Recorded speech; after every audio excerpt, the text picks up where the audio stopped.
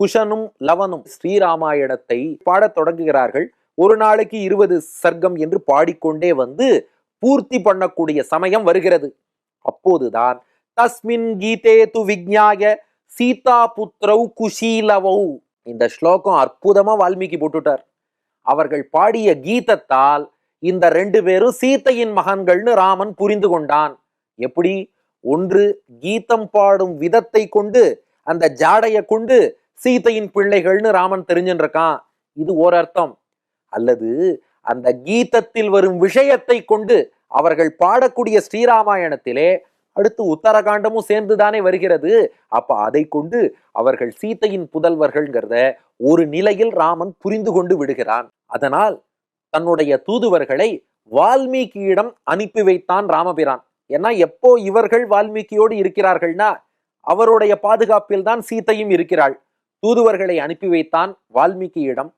அவர்கள் வால்மீகிட்ட போய் சொன்னார்களாம், ராமபிரான் பிரார்த்திக்க சொன்னார், வால்மீகி முனிவரான நீங்கள் சபையில் வந்து சீதை தூய்மையானவள் என்று பிரமாணம் செய்ய இயலுமான்னு கேட்க சொன்னார்.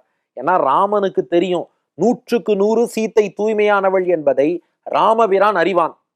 ஆனா ஒரு வால்மீகி மாதிரி ஒரு ரிஷி கூட இருந்து பார்த்தவர், ஞான கண் பெற்றவர், அவர் சொன்னாலாவது எல்லோரும் நம்புவார்களே, அதனால பிரமாணம் செய்ய இயலுமா என்று ராமன் கேட்க சொன்னதாக தூதுவர்கள் பிரார்த்தித்தார்கள்.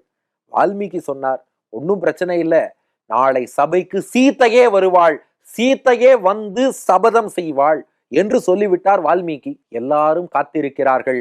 வால்மீகி பகவான் அந்த பெரும் சபைக்கு நடுவே நடந்து வருகிறார். காவி உடை அணிந்த நிலையிலே வால்மீகிக்கு பின்னாடி அவாங்முகி, குனிந்த தலை நிமிராமல், சீத்தை என்னைக்குமே அப்படி நிமிர்ந்து கூட பார்க்க மாட்டாள். இந்த அவதூறு பேசினவர்கள் அது ஏன் பேசினாருங்கிறத விட்டுடுவோம். ஆனா சீத்தை நிமிர்ந்து கூட பார்த்ததில்லை. வானம் குலமாதர் முகம் பார்த்ததில்லை என்பார்கள். அப்படி முகத்தை கீழேயே பார்த்தபடி கூப்பிய கைகளோடு மனத்திலெல்லாம் ராமனுடைய வடிவழகையே நிறுத்தி கொண்டு கண்ணீரோடு வருகிறாள். இந்த காட்சியை பார்த்ததுக்கு அப்புறம் தான் மக்களே புகழத் தொடங்கினார்களாம்.